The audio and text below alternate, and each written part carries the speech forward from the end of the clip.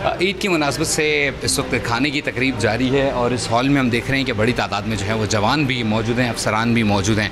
साथ ही साथ अगर हम यहाँ पर उल्टे हाथ की जानिब देखें तो बाकायदा तौर पर खाने से मुतालिक हिदायत भी लिखी हुई हैं, खाने की दुआ लिखी हुई है, खाने का तरीका लिखा हुआ है और साथ ही साथ इस्लामिक तौर तरीके जो हैं वो बताए जा रहे हैं।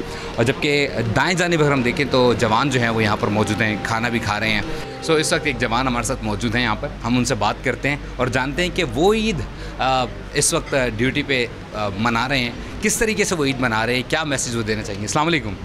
वालेकुम सलाम सर। अच्छा, मुझे ये बताएं, ईद के दिन भी आज आपकी ड्यूटी है, सो किस तरीके से ईद आज जवानों के दरमियान आप मना रहे हैं। जी बिल्कुल, बहुत अच्छी खुशी महसूस हो रही है क्योंकि हम अपने हम वतनों की हिफाजत के खातिर इस सरहद पर मौजूद हैं।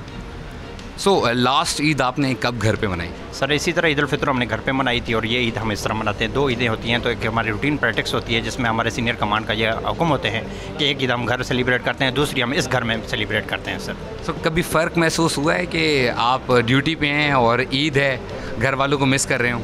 यकीनन खुशी की बात है, उनको मिस तो करते हैं, लेकिन यहाँ पे जो हमारे सीनियर्स हैं वो हमेशा हमें अपने वालिदैन की मिसल और हमारे घर वालों की वही रिस्पेक्ट मिलती है। तो इसी तरह कभी उन्होंने ये महसूस नहीं कराया कि हम घर से कोई दूर है। इसी 2 ही हमारे घर हैं, एक वो हमारा घर, एक ये हमारा घर है। हम अपने मुल्क के खातिर अपनी जान कुर्बान करने के लिए भी तैयार हैं और ऐसी हज़ारों ईदें कुर्बान करने के लिए तैयार हैं। सर सब्सक्राइब करें और बेल दबाएं ताकि कोई खबर रह न जाए।